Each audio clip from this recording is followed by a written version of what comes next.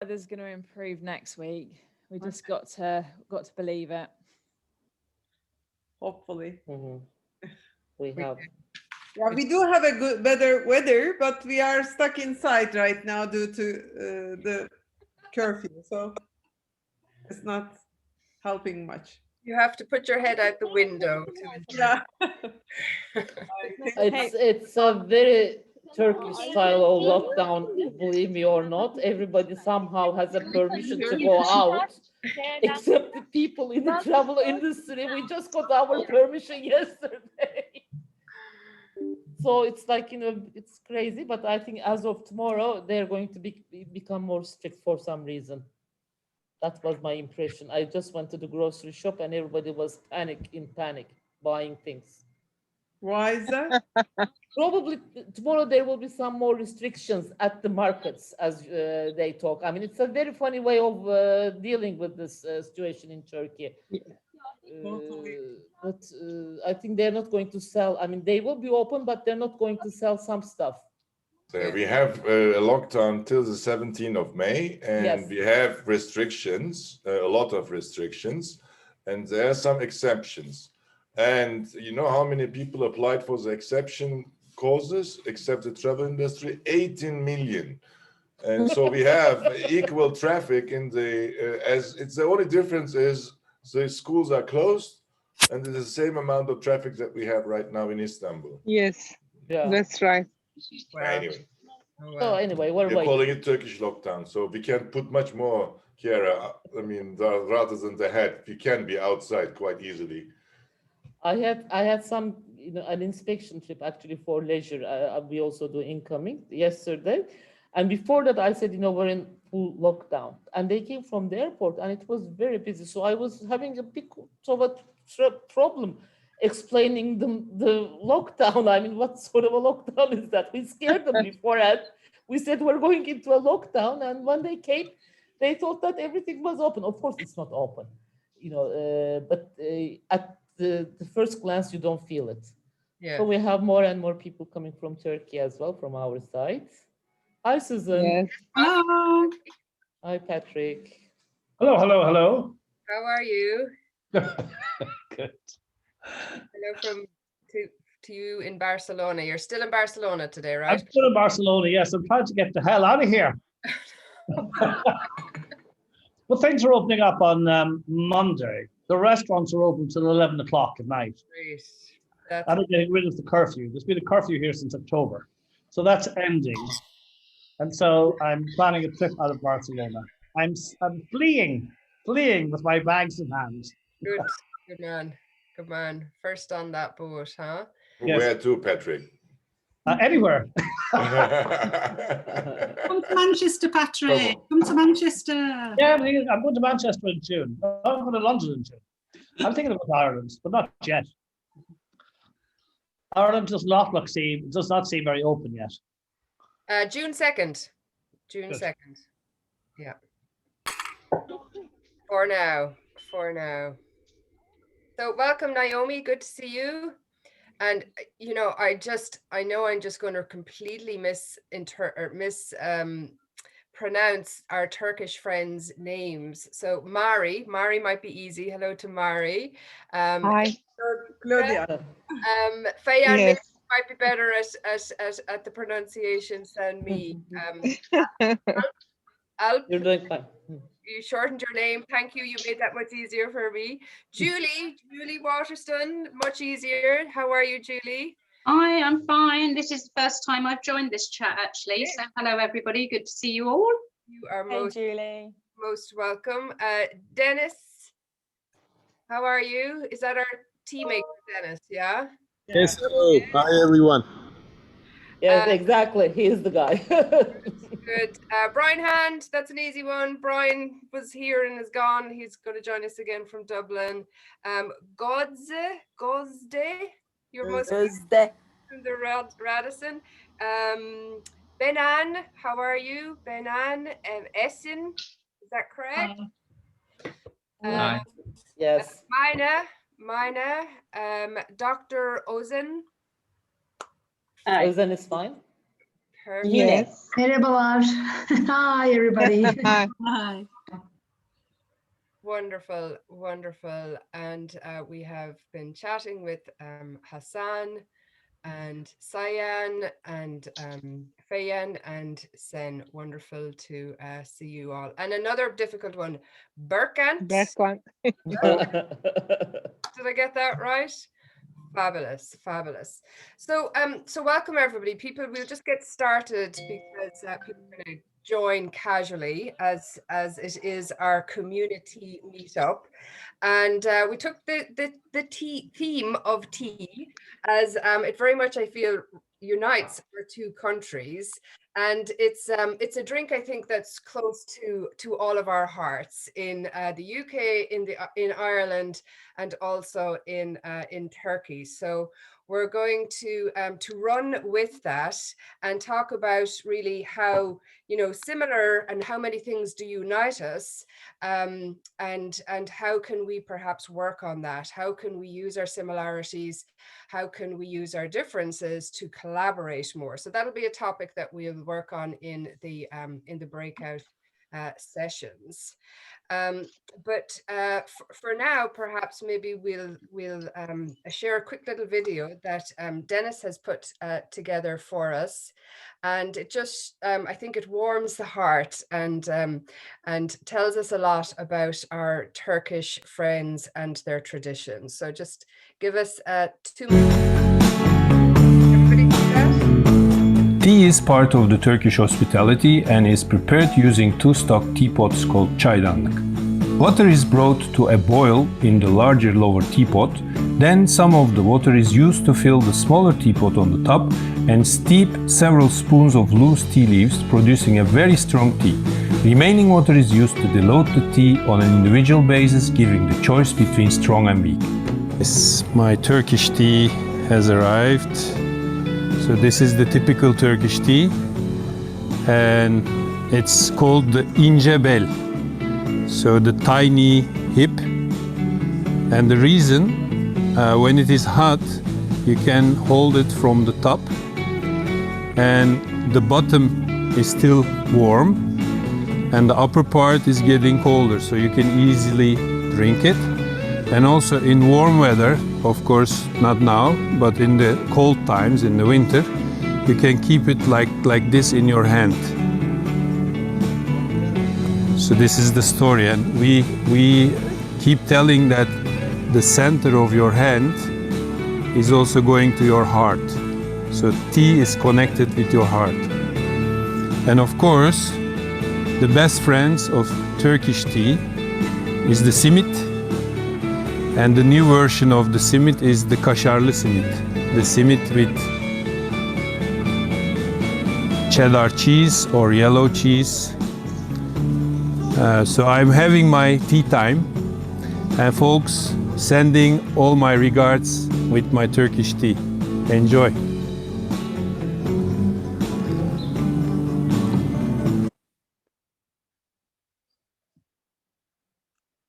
Now, how wonderful. Thank you so much for taking the time to put that together, Dennis and team. You're welcome. Sorry for some of the mistakes in the film. It was just taken in an hour. Dennis, you haven't changed your position since. Is that the same spot? Can we say, Dennis, can we say Sherifa with your chai? Can we say Sherifa? Is that okay? No, it's not okay. It's not okay. By the way, we have also very good gin, guys. I mean, and after 15 months of lockdown, tea is a good intention, but it doesn't really work anymore. So gin is also good. We can share. We have different cultures with gin as well. Let's do the next one with Raki. The G&T has become quite popular here as an alternative afternoon tea, for sure, out of the big teapots even. But yeah, so you're saying a kajart is your tradition there with a cup of tea. For me, I love an rich tea biscuit, and I'm a bit of a dipper. I love to dip it into the cup and enjoy it that way. So, so thank you for that. I loved that you said that there's a connection between the sense of the hand and the heart, and that I think is a lovely expression, and is a good foundation for perhaps some collaboration opportunities that we might find today and start that conversation. There's a bit of background noise there. Is it, if anybody's aware that it's themselves, I'm not quite seeing who it is, but maybe you might put yourself on mute for the minute. So to get the conversation started, Emma, you, I think, are really the instigator of all of this, and you had a few aha moments when you worked on a big international event for 4,500 people there recently, in terms of the lack of limitations of location and what really working across different boundaries and time zones can bring to the table. So maybe you'll introduce that for us. Yeah, hi everyone. I'm Emma from Warwick Events, and we recently did an event and it all came from my MPI. So we were kind of just talking about how we, use our membership really to help us win business, make connections, learn things, and share. We were, Chiara, just to add on, because we were in the same group, she talked about my MPI, and in Turkey, actually, we do not use it as much, because it's a huge forum for us, and we're not really very much, we're in a way maybe conservative or shy people. We don't go in and ask questions there or answer the questions. But what Emma was saying, that if we use that forum, my MPI, it really makes you connect with people. And she had this, one of her clients now is from my MPI through connections and connections. So that's something that we should be doing in Turkey as well, I guess. That's what we discussed in our small group. Yeah, like the power. Emma, you have some really wonderful stories of what you've got from my MPI, but I think it's a great forum to listen in. I always see in opportunities, people are just looking for advice. Can you help me? I'm looking for this person. And the more you're able to connect people, the more you're building your profile, and people remember that, and then they come back to you. So I'm always trying to connect people in that forum too. And I remember when Emma first joined MPI, I asked her what did she want to get from her membership, and she spoke about wanting to organize an event in New York, but she didn't know who to invite because she didn't have contacts. So I had met a few of the guys from the New York chapter at WEC, and I said, you know what, I'll just ask them. So one of the guys who runs, is a director of sales of a big agency, said straight away, tell Emma to go through my LinkedIn contacts, and whoever she wants an introduction to, I'll make that happen. And he didn't know Emma, so that was based on the trust of just being a member. That automatically says something. So I think for sure it's about leveraging that. I just put up the link there for EMEC. It's June 15th, and that should also be a good opportunity for networking. Wonderful. So what other opportunities do we see for collaboration? Does anybody want to share what was discussed in their group? I know Handan can't speak today because she's had an operation, and Bayan as well is a little bit under the weather and she can't speak, but perhaps somebody else. What was discussed in your group? Susan? I go, because I'm doing a little promotion here. So we were speaking in our group about the fundraising that we're doing for the foundation. And I was speaking about collaborating for our 21st of September fundraising day for our World Gratitude Day. And I was really pleased that Seda, Mina and Dennis that we're in our group with me. We're going to have a conversation after this to follow that up and perhaps do something. And we were just speaking about the benefits of being able to bring our resources together and just like that share in that global community, and how much more benefit it brings, and how much more complex and three-dimensional it makes our activity. And apart from that, we were doing a catch up in what's happening in Turkey, what's happening in the UK, in our sectors and industries, and learning about and sharing that information and knowledge, which was very helpful. Fabulous. Useful. Wonderful. Tell me, has anybody figured out how to do incentives and collaborate on incentives, and how that they might look in 2022? Because that definitely is an opportunity, I think, between our two chapters, as Turkey is a destination, as is the UK and Ireland for incentive trips. Does anybody see where or how that might land? You know, it might be that there won't be one particular destination, that there could be multiple destinations for, you know, to accommodate people coming from different parts of the world, that they maybe not have to travel as far. Is anybody hearing or seeing anything in that area right now? May I say something? Yes, Hassan. Well, especially as you mentioned, touch-based incentives, I don't see any, maybe it's a positive comment, any incentive being hybrid or digital or on the digital platform. And I hope it will stay like that, because an incentive is a little bit different than any meeting or event.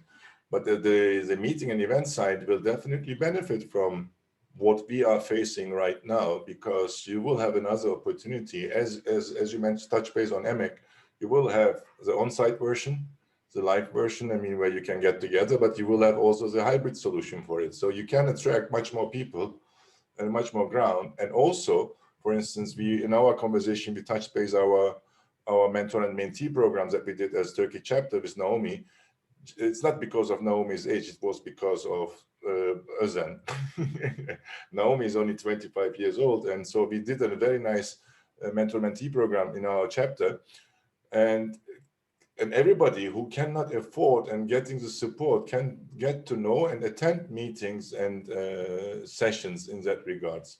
And that learning process, COVID speeded up the learning process for all of us to adapt it. But particularly for an incentive, I don't see any successful incentive to be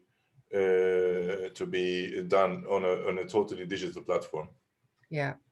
So, Yeah. so Kira, what I'm more on the sustainability side and using the hybrid model, not necessarily. So this is an interesting one potentially, Hassan, is that you could have let's say a wine tasting happening, but if it was maybe a wine and cheese tasting, you could have you could actually connect with the maker and they could join the wine tasting digitally, so that you've actually got an in-person event happening, but potentially an expert from another region that you can't travel out as far to experience something. You can bring that experience to them and have the actual host join digitally, but give the experience. So instead of traveling to the dairy that he's there's a short film of his dairy. You haven't got the time in your program to get there, but he can join you live and tutor you through the tasting. So that's things that I'm hearing kind of from the sustainability and incentive side, that you don't have to put the miles in for the travel. And that would be a part of an incentive program that you can spice up and can afford a better, and also from as you said, from the sustainability perspective. But in a pure incentive, you cannot run on digital platform. That's what I meant. Yeah, absolutely. Totally agree. Yeah. Well, from a sales perspective, I would be keeping an eye out for companies that are operating virtually on a global basis, because they will be doing a lot more in-person events to bring their team together, seeing as they're not going to be, meeting in an office. They'll be doing more, maybe twice a year offsites for 3 days or so. And I think that is definitely a place to be marking your database of companies to look out for business opportunities now, for sure. Okay. How are we doing on time there? Our friends from Turkey wanted to discuss briefly hybrid congresses and what you're seeing as working, or what are some of the challenges? Can anybody say that they're working on a hybrid event right now? No, so Kiara, Handan was asking about the hybrids. Any insight about the sponsorships and revenue generation from my hybrids? So that's an issue that we also are questioning, like how does it work for the hybrid events? Oh, sponsorship. And Handan had just said it on the Okay. Julie, chat. do you have something to share there? You were writing in the chat box. Oh, I was just, I mean, not so much about sponsorships and revenue generation, but I was just wondering if anybody had heard of the new alliance that had been set up by several cities worldwide, the Hybrid City Alliance. And, you know, if anybody wants to know more, I can probably find out how they're going to work with regard to sponsorships and revenue generation. One of the main, well, the two main destinations that are leading that Hybrid City Alliance are Ottawa with Ottawa Tourism and the Hague Convention Bureau, but they've also got lots of other international cities on board. I work very closely with Ottawa and the Hague, so if anybody wants to find out more, I can certainly connect you. I hadn't heard of that, so that's interesting. Thank you very No, much. no, I me put my neither. email in the chat, so if anybody wants me to connect them, then just drop me an email and I'll send you the information. Yeah. Mhm. Levy, with your technology, are you seeing hybrid events? Because you've been doing events all throughout, right? Yeah, we have. So first of all, just I want to say, Julie, thanks for sharing that. That's really, really interesting. I hadn't heard of that either. So yeah, so we've been doing a number of hybrid events, although most of it has been virtual, fully virtual. Hybrid, we're seeing it starting to come up. I think different pockets of Europe who have different allowances based on the local government guidelines on how many people can really congregate together. The UK, we've not seen that as such, because there's been quite a restriction on who and how many people can get together. But there have been instances in Switzerland and other places in Europe and Germany where we've done hybrid. What we do is what we provide to a hybrid event is in the sense where through our holographic technology, what the organizers are doing typically now is they're getting small groups of people together, in some instances some less than 40 or 50 people, but then they're streaming the entire conference, quite literally live streaming the room, the sessions, the stage, to an online audience of maybe 3,000-4,000 people. What we do is we beam someone in as a hologram so that it looks like the person is standing on the stage, and at the same time we then take that same feed and we feed that into an online platform. We also use Hopin. I've got nothing but good things to say about it, Emma as well.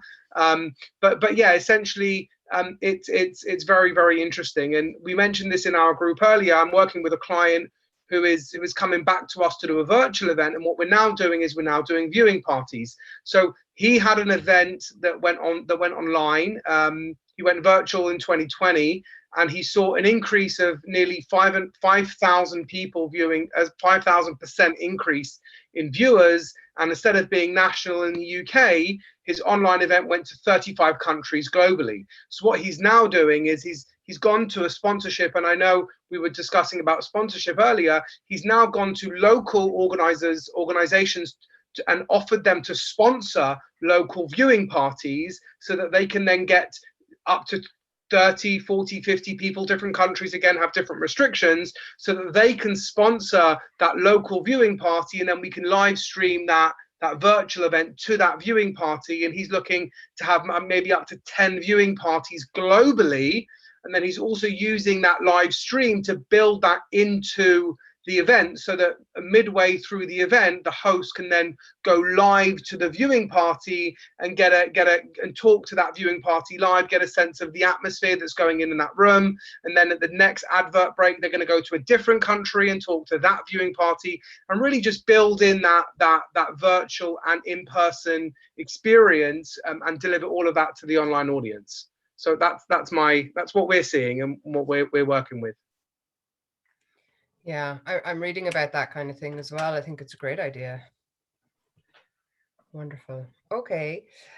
Folks, we're coming close to our time, so I just wanted to make sure that we're covering everything that people were interested in. We had a question also about government support in terms of governments, not to do with COVID. How are they supporting conferences or bringing events to a particular country? Brian, perhaps maybe, do you know a little bit about the Irish situation? I know a little bit, but... Yeah, it's a bit of a minefield. I haven't been keeping my ears fully to the ground as I should be, but I know that there's international support being generated for, I think it's €30 per delegate is what the national DMO will offer to businesses who are looking to bring business tourism into Ireland. And then that's also supplemented with potentially virtual revenue, virtual subsidies to support that if, for example, that client is working in a hybrid space where some of their delegates are still virtual. So there's quite a lot happening. Nothing has been fully finalized as of yet, but there's definitely good wheels turning in that side of things to incentivize buyers to come back to Ireland. Yeah, and just to our Turkish friends as well, an initiative that really worked well in Ireland to lift it out of the last economic challenge, let's say, was they organized a big gathering, and they called it the Gathering. But it was, you know, they got people within Ireland to organize a reunion, whether it's a family reunion, school, university reunion, whatever. But they enabled people to do that, and it was a big, you know, big cry out to the rest of the world, come back for a reunion or a gathering. And there was wonderful marketing initiatives around it, and that really was very successful to help give the tourism industry a much needed boost in 2013. So that might work for you too, because I'm sure there's a diaspora all over the world of wonderful Turkish peoples to bring them home for a little bit in 2022 or 2023. So folks, that is, we're up on time as much as we're enjoying the conversation. Does anybody else have something that they wanted that was pressing that they wanted to ask? Let's do it again and a little bit longer. Let's do it again. And with all my love to tea, we can do also other teams. Do something a bit stronger, I think. Exactly. Yes. Yara, Yes. can we take a picture, like if everyone can just smile? Absolutely. So, okay. Tea, has anybody got their tea? Put up their teacup. There you go. Just a minute. So the second page as well. Okay, thank you. I'll send it to you. Do. Thank you very much. So folks, our next community is on June 3rd, and we keep it at the same link so that you can just join anytime. You don't need to have a special invite or anything like that. And just to share another little bit of good news, Liverpool ran a series of events over the last 2 weeks, and this was a conference that they ran for 400 people without masks. And it went really, really well. They had a big concert as well during the week. But, you know, there was various different tests. People are being tested. Some people decided to wear masks, but it also went off well without the masks. So I have the link there for EMEC. Please do join it. I think for members, it's only €45, but there's different networking opportunities as well as education. And our next event then is June 3rd. So thank you very much. It's been fabulous. If anybody wants to record the chat room there, you literally go to the chat room and there's a little light box with 3 dots at the very end, and click on that and you can just save chat, and then you'll have a record of everybody's contact information there. So let's connect on LinkedIn, stay connected, keep the conversations going about how we can collaborate. Thank you very much, folks. Oh, well, thank you. It was a pleasure seeing you all. Bye-bye. Bye-bye. Thank you. Bye.